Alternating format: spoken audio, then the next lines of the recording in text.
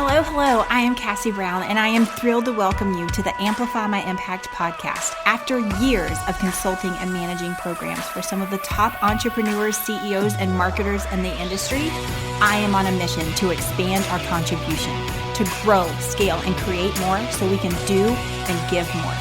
This podcast celebrates entrepreneurs who are boldly stepping up to own their calling, expand their influence, and stretch outside their comfort zone, who've decided to stop playing it small, pick up the mantle of contribution, and serve at a higher level, to lead by example and light the way for others. If that's you, then get ready to amplify. There's a fire that burns inside your soul, and we're going to ignite it into a roaring blaze of unstoppable momentum. Hey guys, Cassie Brown here. I am back with another guest for the Amplify My Impact podcast. I'm so glad that you guys are here and getting to meet my incredibly beautiful, humble, smart, genius copywriting friend, Miss Lynley Hips. She specifically helps coaches and course creators connect with their audience and just up-level the experience of learning within the environment that it's just fully cohesive. From the emails to the publishing content to what is actually in the course and how it's communicated to them. So Lynley, everything is so near and dear to my heart for what you do, because words essentially come down to connection. Like, how are we going to connect? How are we going to engage and ensure that we're interacting at a level where they're going to have the confidence to make the decisions, like to move them to action. That's where the sales. And before that is the nurturing. You know, you're creating that connection, that interest, that attention, and actually making sure it's something that they implement and use for their lives. So thank you for being here. We've got a really cool episode mapped out for you guys. But Lynley, please, for everybody who may not know you, I've had the incredible fortune. I think we're coming up on 2 years where we've been along this journey, walking beside each other, like growing our business. And as we were talking about adapting and pivoting, like you said, everybody's favorite word these days, but it's one of those things where I think you evolve like into that business and that service, and you grow into that leader where you're confident in delivering, like, this is my lane, I'm going to own it.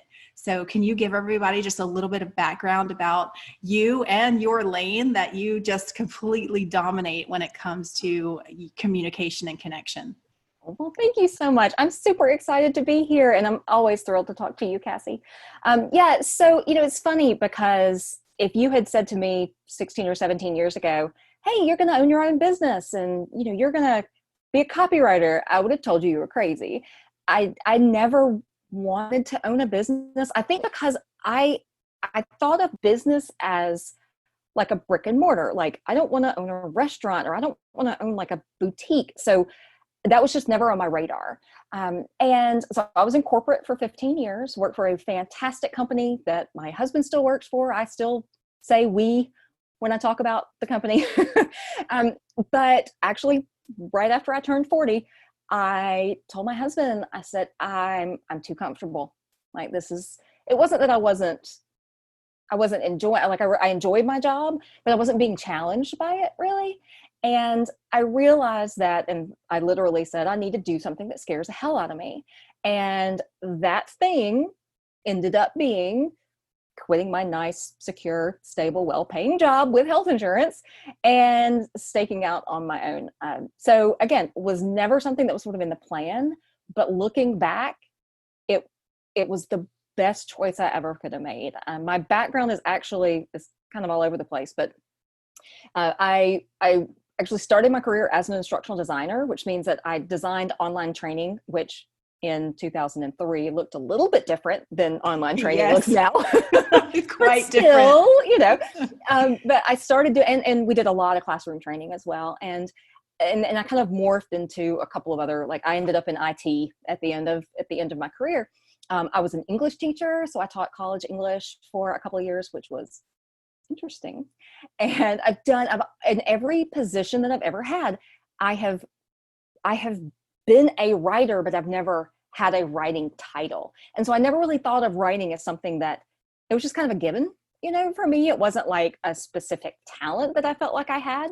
My husband literally has been a writer for 20 years. Like that has been his title. And I never really thought of myself that way. When I started my business, I actually started out as a social media manager. And about 2 months in, I realized I hated social media. And yeah, that was tough. But I was very, very lucky that I had an opportunity to kind of take a small step into copywriting and kind of dip my toes in the water. And from there on out, it was obvious that was the route I needed to go. So it's been a wonderful journey. It's not been without its challenges, obviously, like anything else. But what I've realized is that, we have this picture in our heads of what we think we want and who we think we are.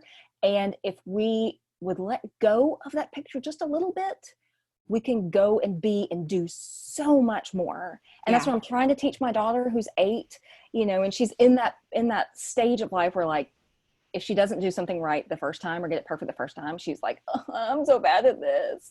And, I keep trying to tell her, that mistakes are just proof that you're learning. Like, and we learn our entire lives. And, she was talking about, we were playing a game last night, an animal trivia game, and she loves animals, completely obsessed with the wild kratts. Like she really feels like she knows everything about animals. And we were playing the advanced version of the game, and we were all getting all the questions wrong. Like, do you know that a snail has 14,000 teeth?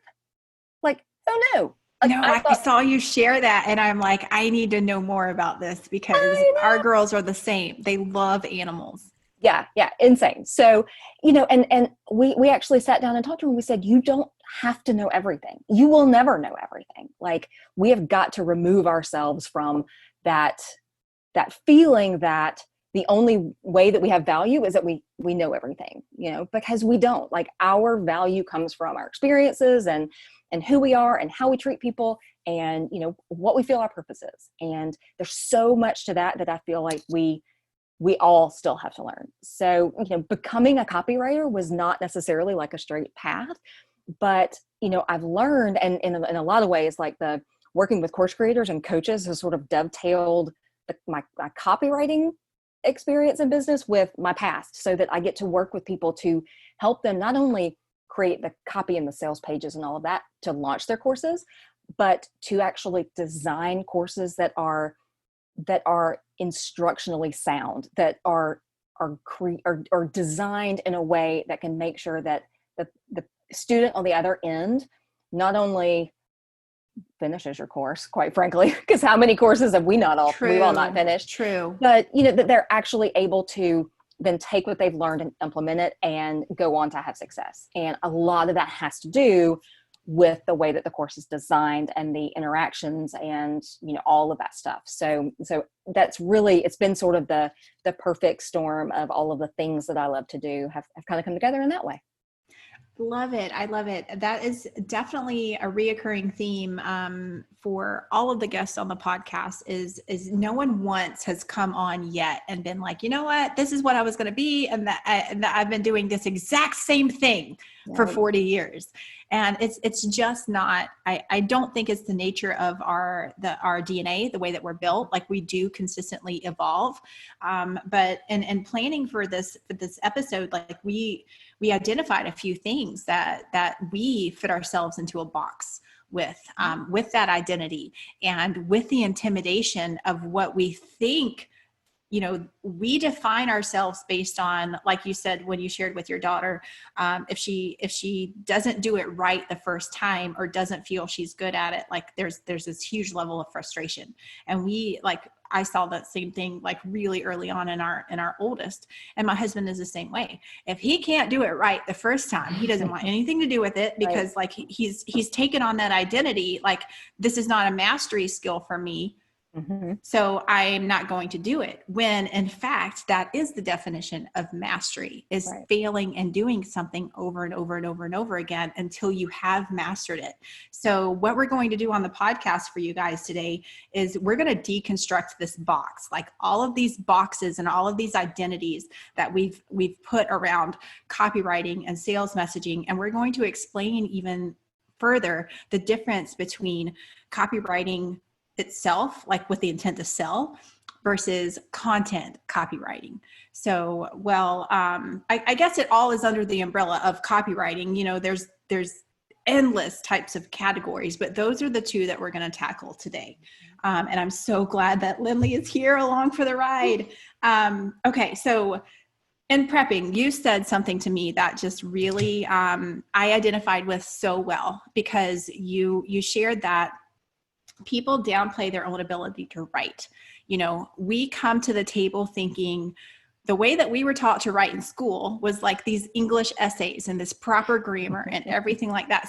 So we're already fighting a losing battle if that's the identity that we're bringing to the table when it comes to communicating our message and connecting with our audience. So that is myth number one. We're going to just completely annihilate for you guys. Are you ready, Lynley? Let's do it. All right. So talk to me about that, about just downplaying that and, you know, the value of our own unique voice. Absolutely. And this is something that I've noticed in people in masterminds that I'm with, like people that I know in sort of these circles. It's things that I've noticed with clients. It's things that I noticed with my own students when I was teaching. We in a lot of ways, particularly around writing, I don't know, and I think we do it around like writing and math. Like I have always told myself, I'm not good at math. It's just, math is hard for me. The truth of the matter is, yes, math may not come as easily for me as it comes for somebody else. But that doesn't mean that A, I can't learn it, and B, that I am somehow lesser than somebody else because it doesn't come that easily to me. I have carried around the baggage of not being good at math my entire life, like from the first B that I got in math in the 4th grade. And I have seen that it is so prevalent with writing. People tell me all the time, I'm a terrible writer. No, I failed English in high school. What we do in marketing in terms of both content writing and in copywriting is nothing like academic writing. It's a completely different genre, I guess maybe is the right word, but copywriting and writing your 5-paragraph essay in English class they are not indicative of each other. So the first thing that I really want people to understand is just because you didn't do well in English class does not mean that you can't write your own sales copy.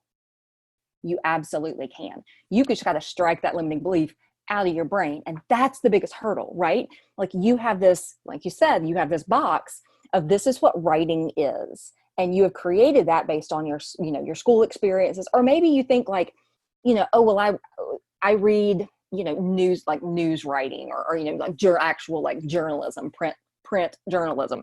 I can't write like that. But so many of us have created this picture of what writing is. And if we don't fit perfectly into that picture, we automatically assume we can't do it.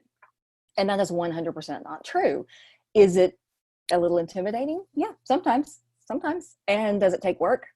Sure does. I look back at stuff that I wrote even 6 months ago and I go, ooh, I do not like the way that sounds. I do not like the way I did that, And, but really what I see people struggling with is and I have seen it in groups. I have seen it with my own clients. I have seen it with so many people is they have this to harken back into what we were just talking about. They have this very fixed mindset of, I am not a good writer. I cannot learn to write. That is not something that I choose to master, And I think the challenge with that is in a lot of ways, I think to be able to recognize good copywriting, you need to be able to do good copywriting. Like you need to understand the basics of copywriting.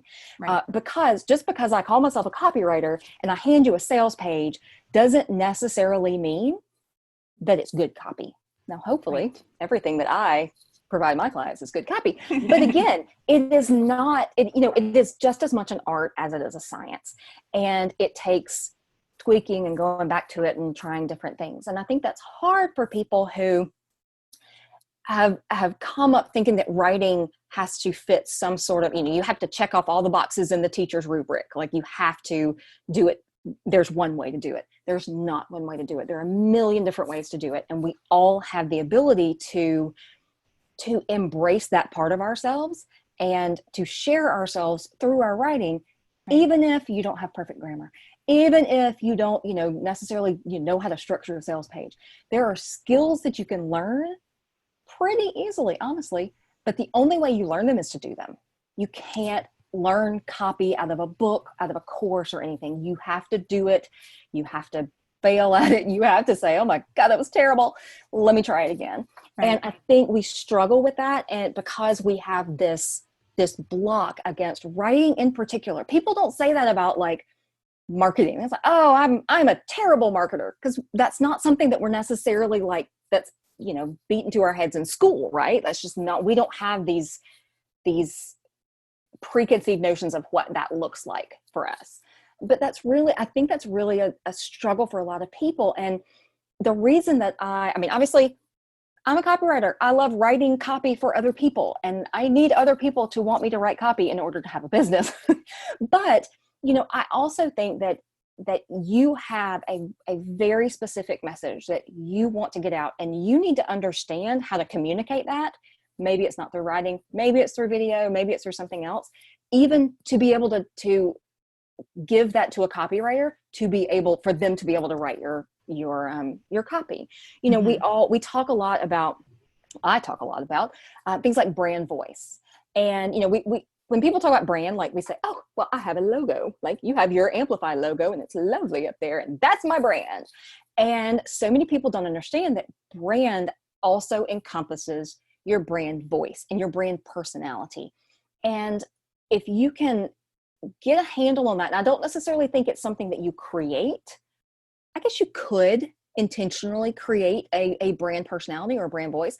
I think for most of us, because we, at least start out as, the solopreneur in our own business, I think our brand personality tends to reflect our personal personality, like our own personality. But brand personality and brand voice is something that evolves. And it's really interesting to look back at even like things that I've written for my own business, which I don't do enough of, ironically, and see how that has changed. One of the hardest things to do as a copywriter is not write the words. It's to write so that you sound like your client. Right. You sound like the person you're talking about, that you're talking, whose perspective you're talking from.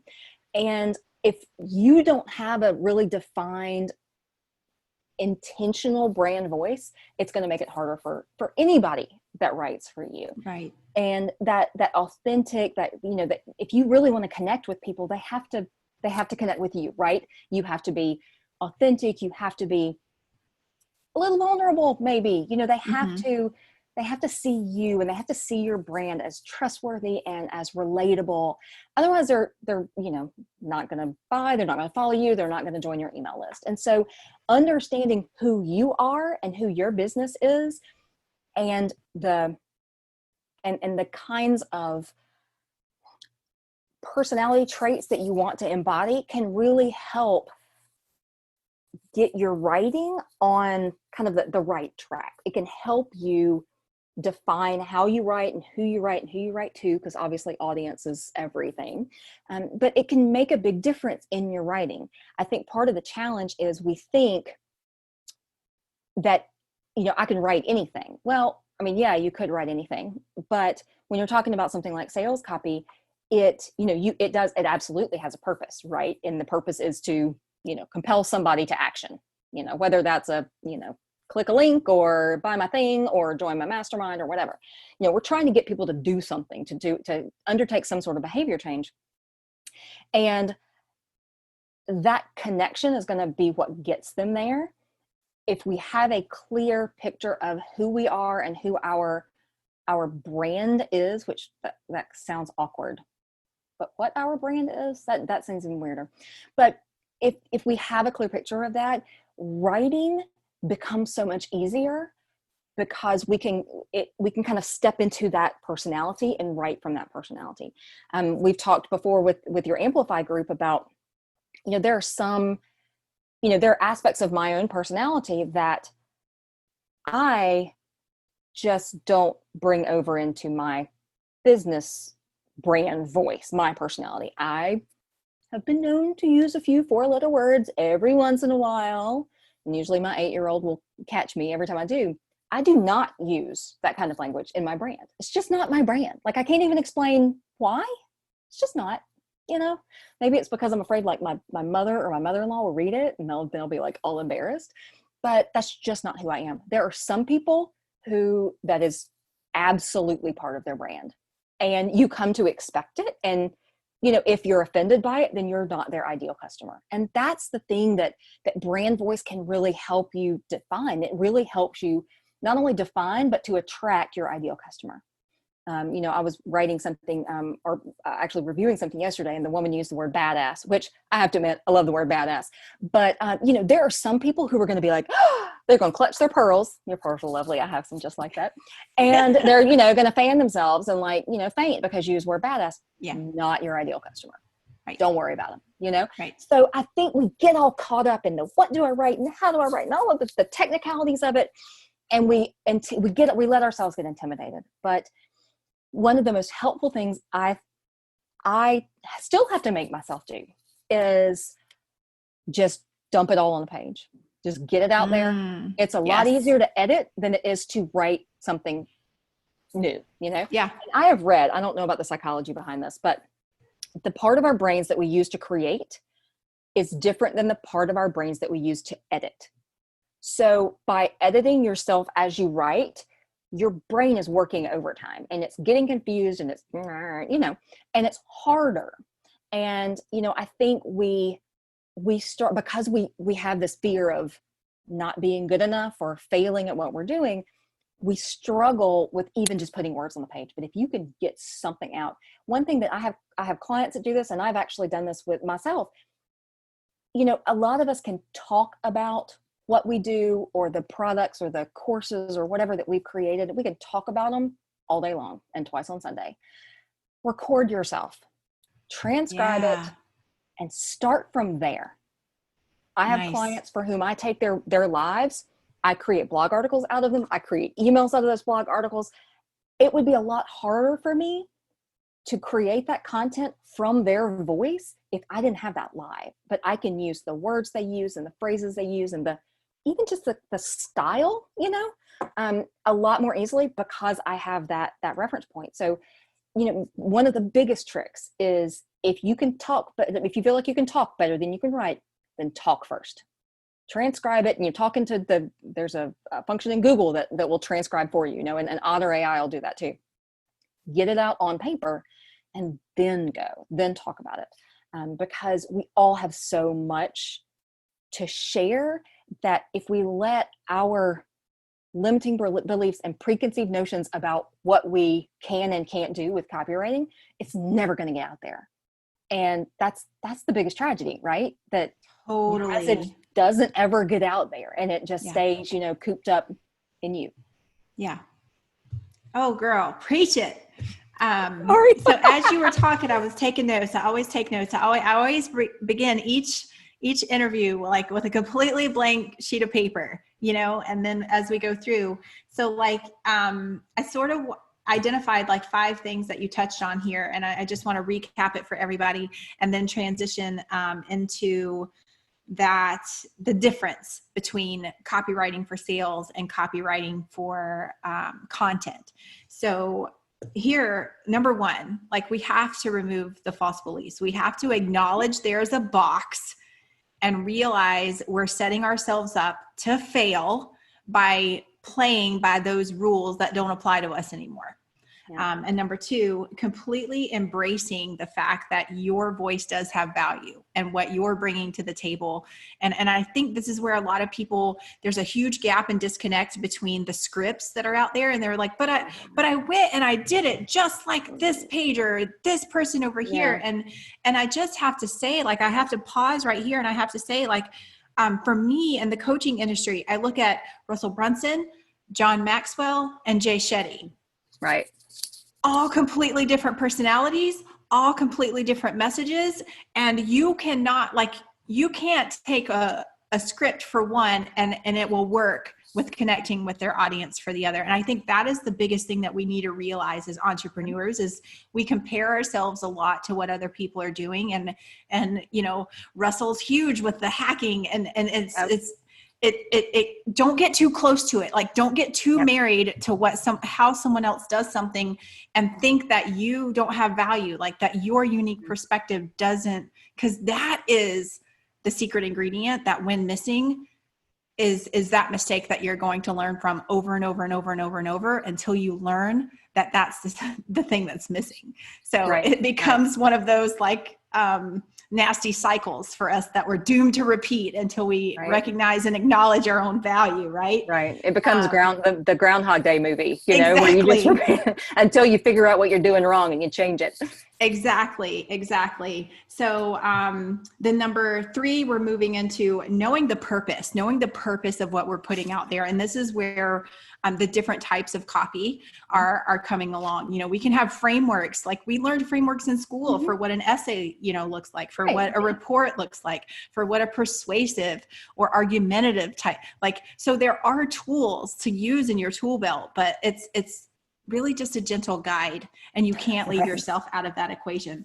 And then number 4, just do it and evolve, right? You can't evolve. Like I when you say that, and when you were talking about that, I'm reminded of like the sculptors who start with like a huge rock or like a little ball of clay. It will end up being nothing unless you just get it out there and you start forming it and chipping away and like polishing those rough edges.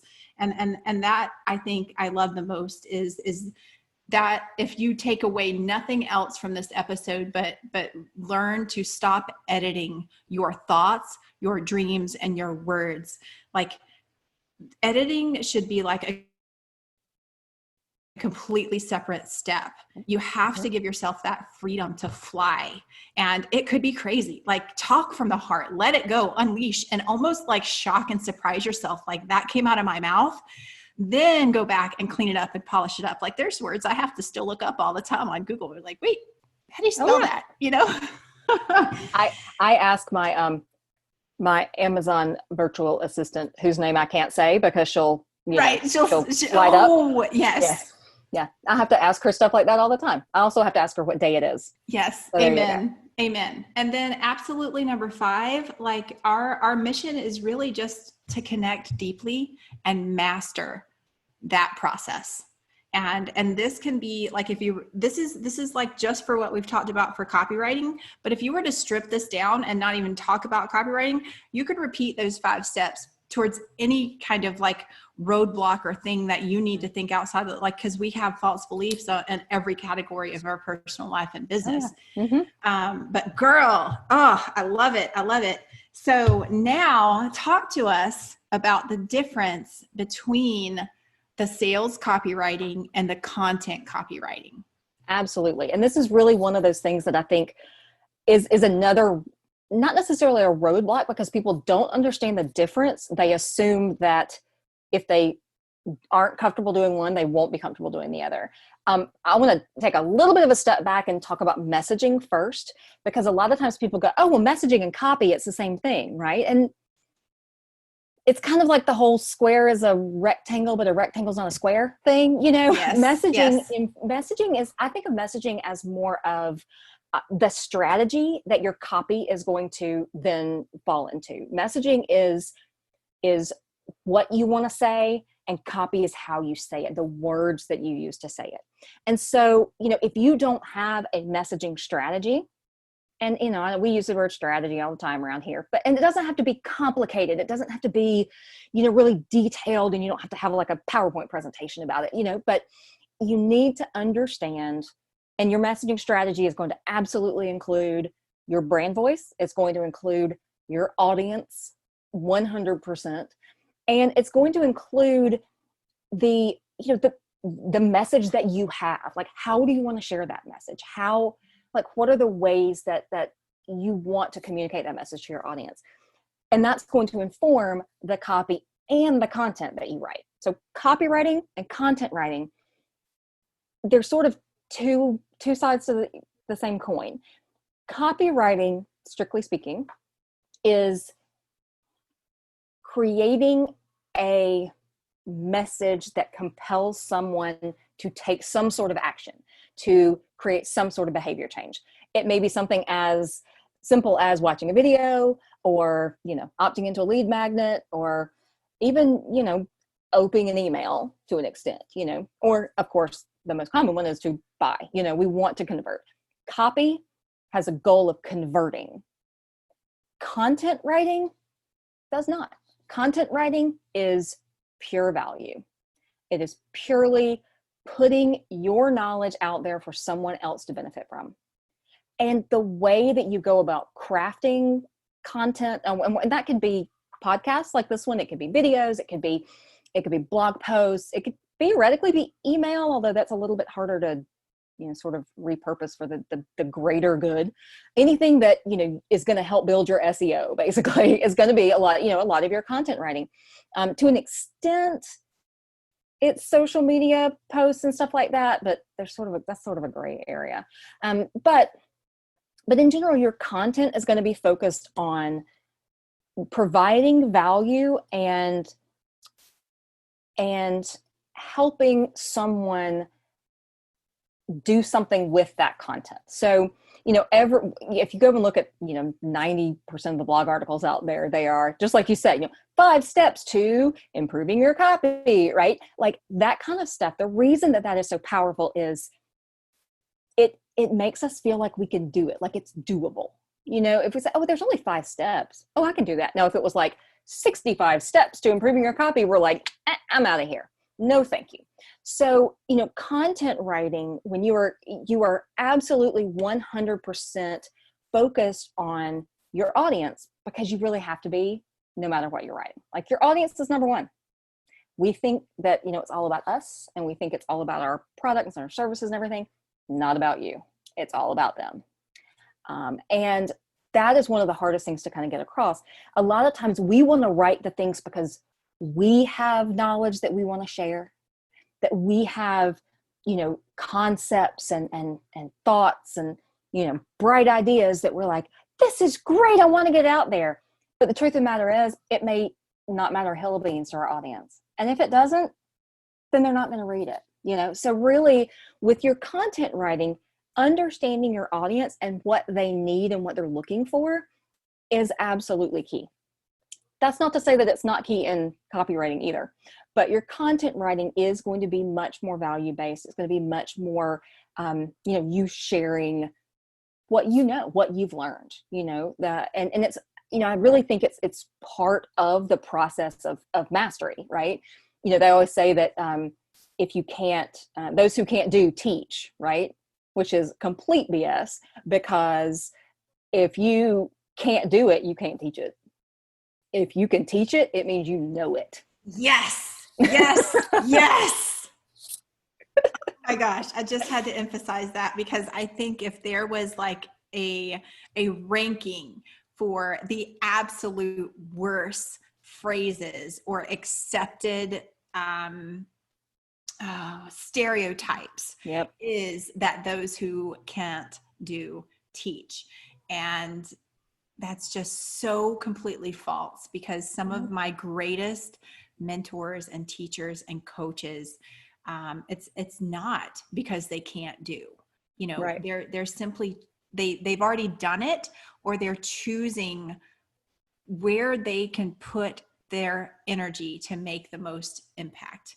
Right. And it's one thing for a person to be able to do it themselves, and it's a completely like game changing, like foundational, like observation, like this is my purpose, to where I can do it for me, but I amplify what I can do and what I can contribute when I help others do the same for themselves. And I think it's almost like, for me, if you're not teaching what you're doing or how to do and how to get to that destination, I think that's the real, that's the bigger strategy, or that's the bigger tragedy here, is just, letting those stereotypes and those lies, take precedence over what's really true in our life. Right, right. And it's a great way to sort of test yourself.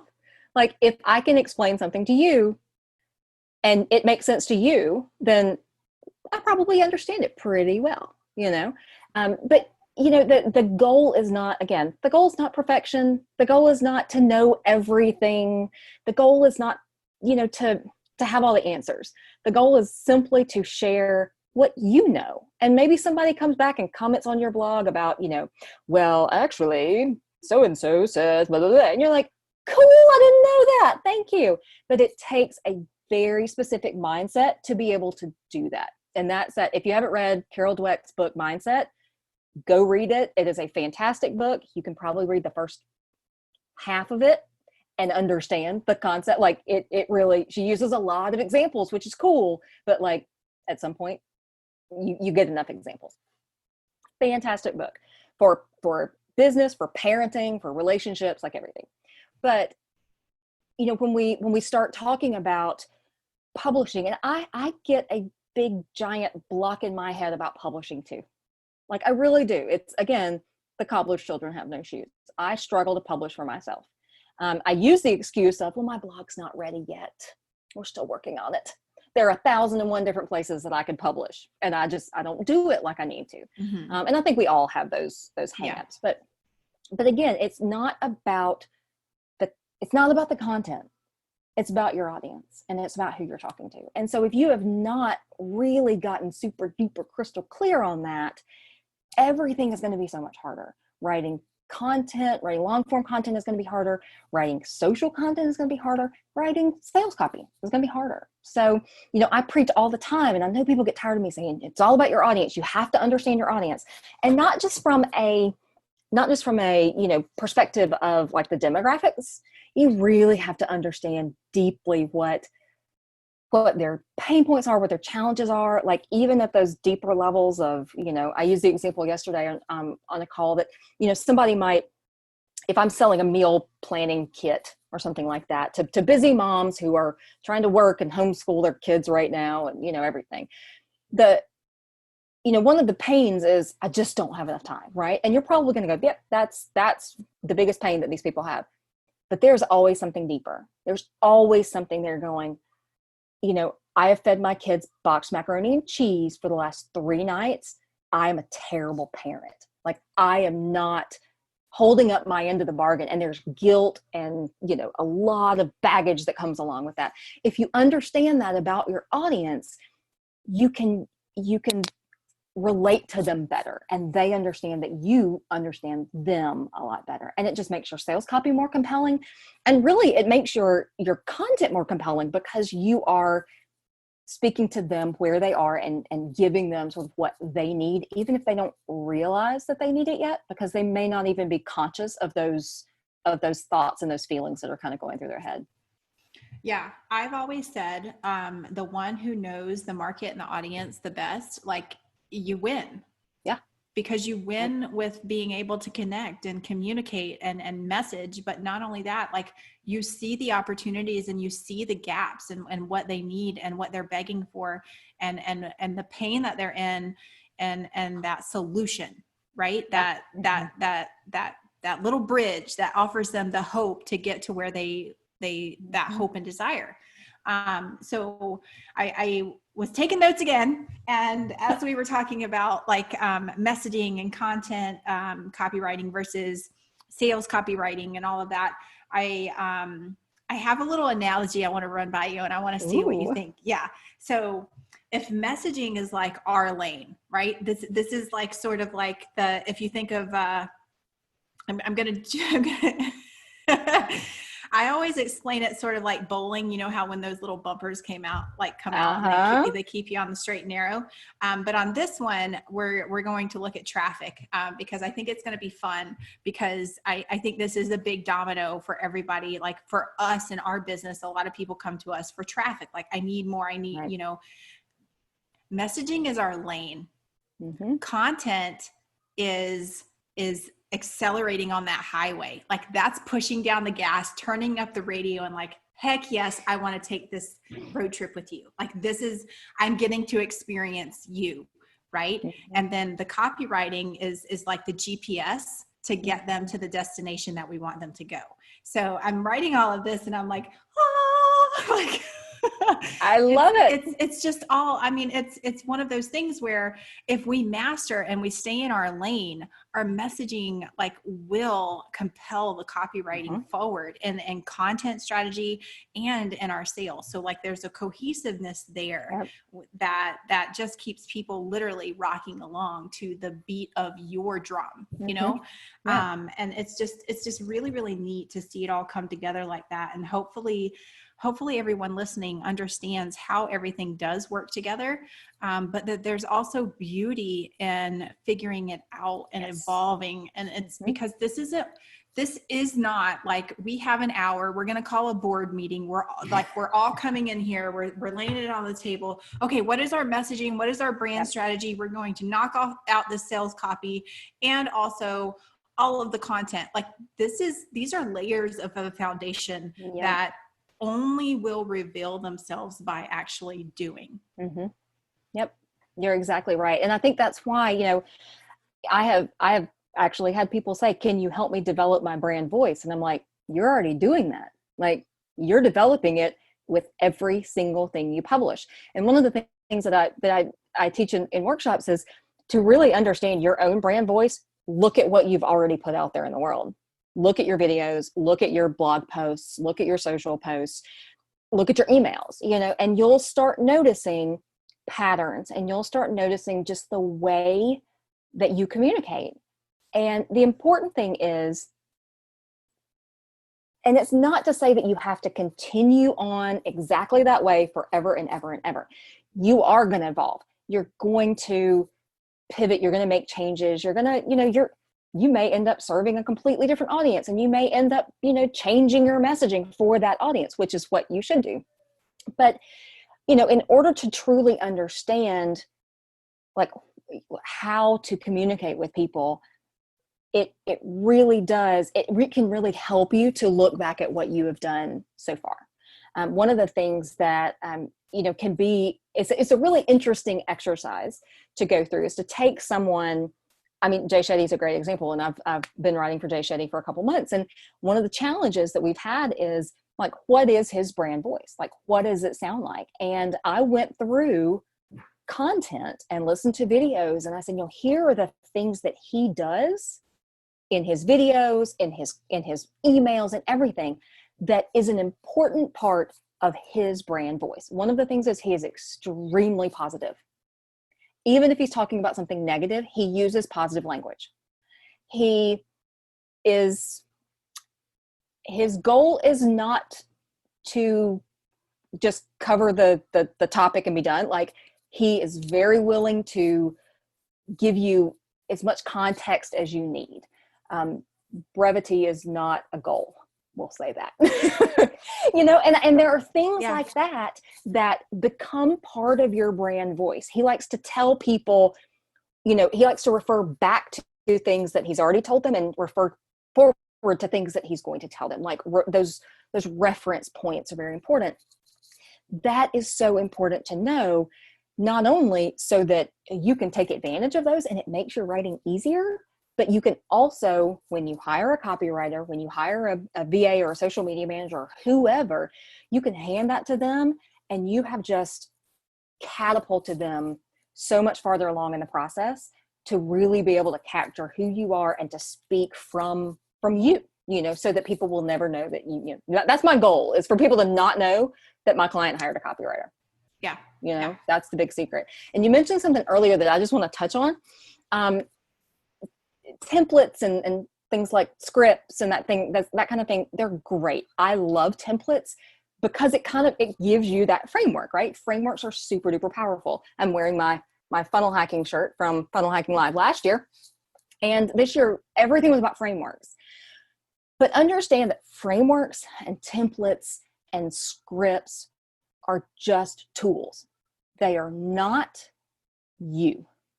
They are not your sales copy. They are not, you can't just plug in your product name and think that's going to work, because exactly what you said earlier, Cassie, it is all about who you're talking to.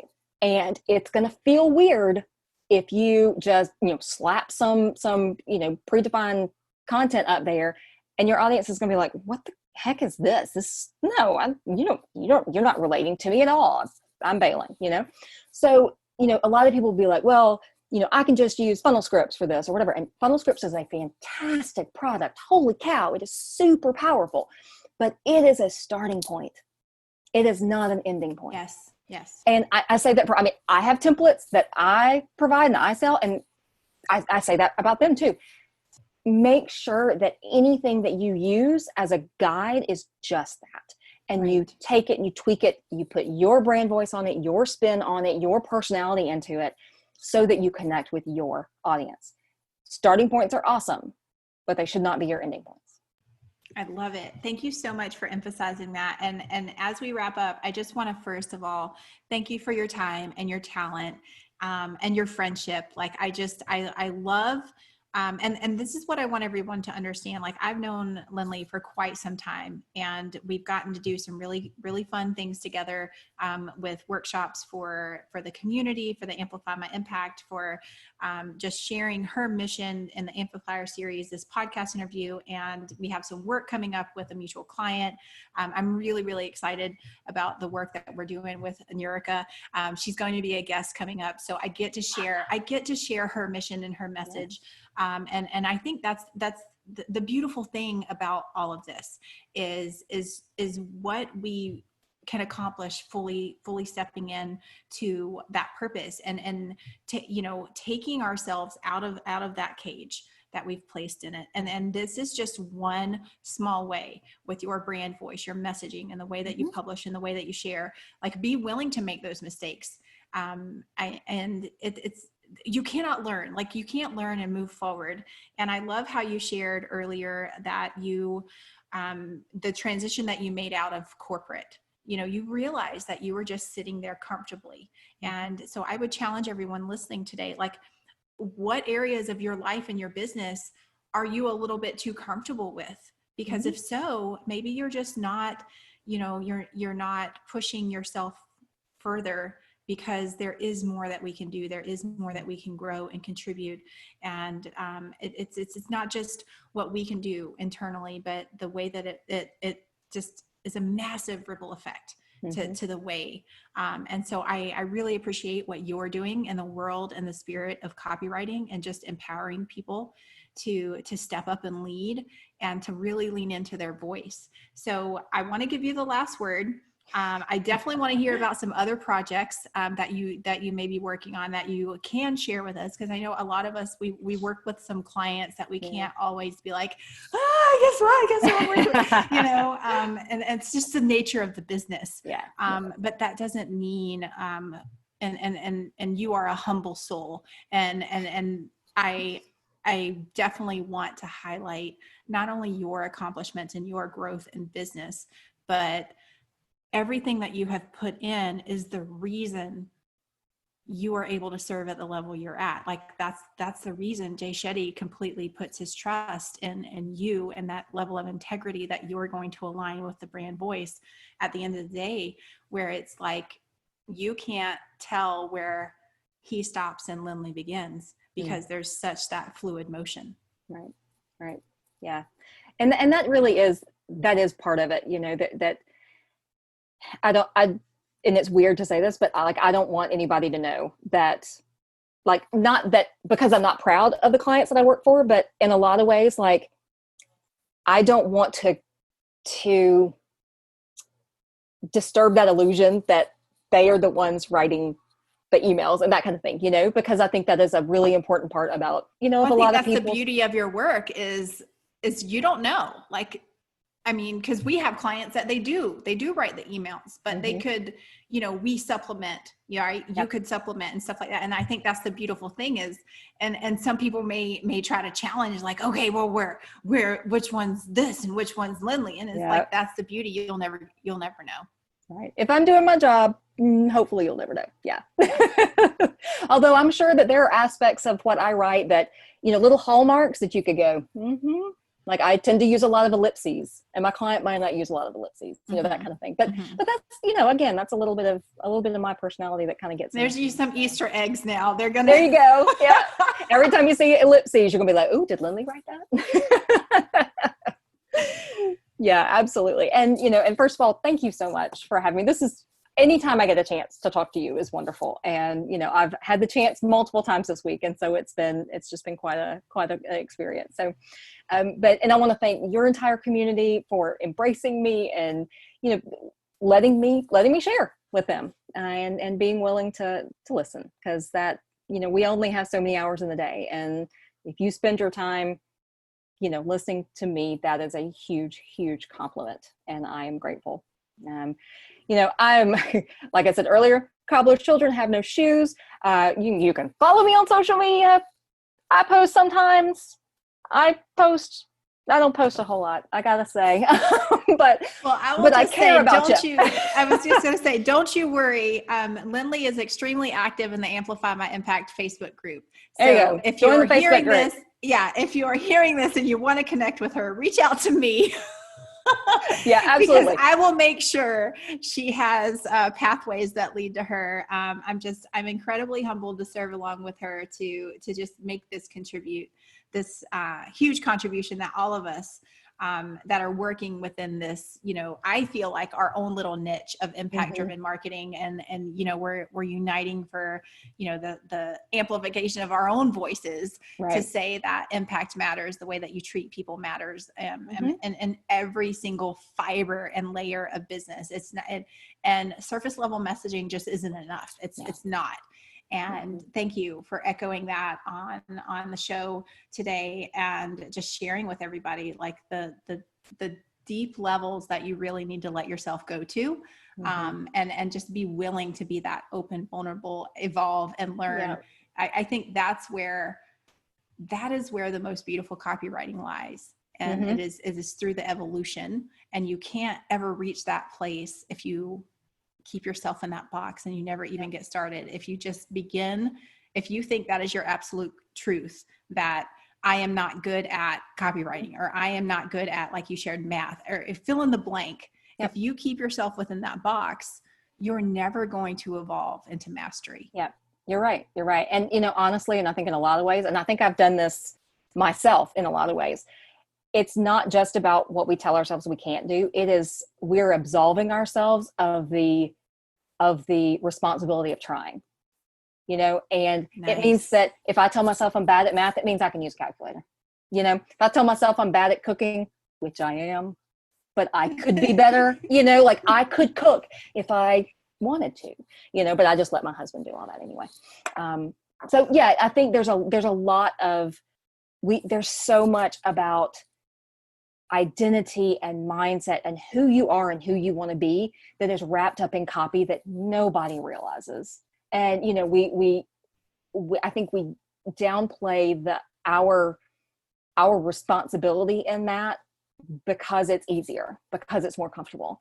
But if you are willing to step out there and write your own sales copy, give it a shot. If it stinks, it stinks, but at least but it may be awesome. And that's what people need to hear. People need to hear your awesomeness. Yeah. Yeah. And I think if nothing else, even when you do, the whole point of amplifying and growing and scaling our proof of concept is to expand your team. So you are going to get to a point where you outsource to a copywriter. Yeah. And I think you communicated that beautifully. Have something that you can pass off to them. Right? So if you're just starting out, it's one of those things, like you have to go through the pain. Like if you want, like if you're going to sculpt your body or to work out or whatever, you have to put yourself through the pain of those, that repetition, those reps. You have to put it in. You have to write crappy copy before it even gets decent, or you can get to the point to pass it off to somebody, because you can at least say, here's my crappy first draft. What can you do with it? So that is so funny you say that. So I don't remember if it was in, and I'm turning around because my books are on my bookshelf. I don't remember if it was in Daring Greatly or if it was in Rising Strong, but Brene Brown talks about, pardon my French, talks about the shitty first draft. And that is exactly what it's about. And it's not necessarily talking about, copy specifically, but it's the first draft of who you are. It's the first draft of what you want. It's get it down. The first one is the hardest, and if you can get it out, it's a lot easier to then take all that crap and rearrange it and, make this better and take this out and put some more stuff in. It's that act of just getting it out that's the challenging part. And if you can get that first draft, the rest of it is so much easier. Absolutely. I love it. I think that will definitely be a future episode. And we just planted the seeds for it here. So here's another marketing term for everybody. Open loop. Here we go. Right. So Lynley, thank you so much for spending time with us. Thank you guys for listening and tuning in. I hope that we gave you a ton of value as far as copywriting and all of that good stuff goes. But if nothing else, just empowering you to step up and be loud in your own voice and in your own Southern accent, or, whatever it is that makes you own it and amplify it. So Absolutely. Thank you guys. We will catch you next episode. Thanks, y'all. Thanks so much for spending time with me today. I hope you've received value, encouragement, and exactly what you need to help keep you in momentum to grow and impact the world around you. Big or small, we all make a difference. Thanks also for subscribing, downloading, and leaving a review. This helps us reach others who need this message in their life. If you know anyone who would benefit from this podcast, please share so you and I can help more people boldly step into purpose. It is my heart's mission to help and encourage others. My internal belief that a rising tide lifts all ships. So much of what we talk about on the podcast is leading with value and building relationships through service. So we've created a collection of resources for you to continue growing, whether you are just getting started or ready to scale your business. Visit amplifymyimpact.com for show notes, downloads, programs, and more information about how to directly work with our team to amplify your impact and change the world.